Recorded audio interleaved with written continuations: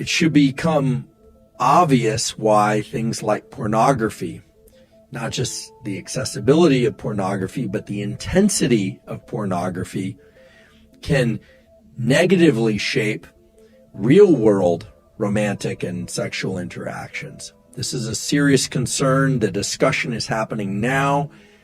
The underlying neurobiological mechanisms you now understand. And this isn't to pass judgment on whether or not people like or don't like pornography. That's an ethical discussion, and it's a moral discussion that has to be decided for each individual by virtue of age, etc. But again, any activity that evokes a lot of dopamine release will make it harder to achieve the same level and certainly the greater level of dopamine through a subsequent interaction. So yes, indeed, many people are addicted to pornography. And yes, indeed, many people who regularly indulge in pornography experience challenges in real-world romantic interactions.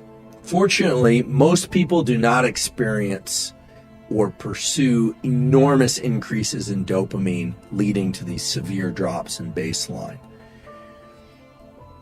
Many people do, however, and that's what we call addiction. When somebody pursues a drug or an activity that leads to huge increases in dopamine, and now you understand that afterward the baseline of dopamine drops because of depletion of dopamine, the readily releasable pool. The dopamine is literally not around to be released, and so people feel pretty lousy. And many people make the mistake of then going and pursuing the dopamine evoking, the dopamine releasing activity or substance again, thinking mistakenly that it's going to bring up their baseline, it's going to give them that peak again. Not only does it not give them a peak, their baseline gets lower and lower because they're depleting dopamine more and more and more. And we've seen this over and over again.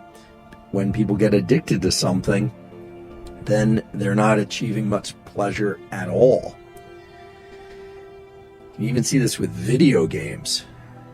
People will play a video game, they love it, it's super exciting to them, and then they'll keep playing and playing and playing, and either one of two things happens, typically both.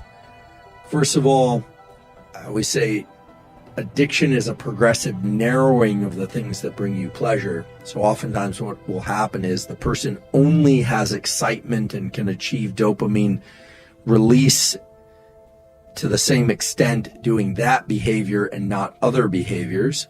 And so they start losing interest in school, they start losing interest in relationships, they start losing interest in fitness and well-being, and depletes their life. And eventually what typically happens is they will stop getting dopamine release from that activity as well, and then they drop into a pretty serious depression. And this can get very severe, and people have committed suicide from these sorts of patterns of activity.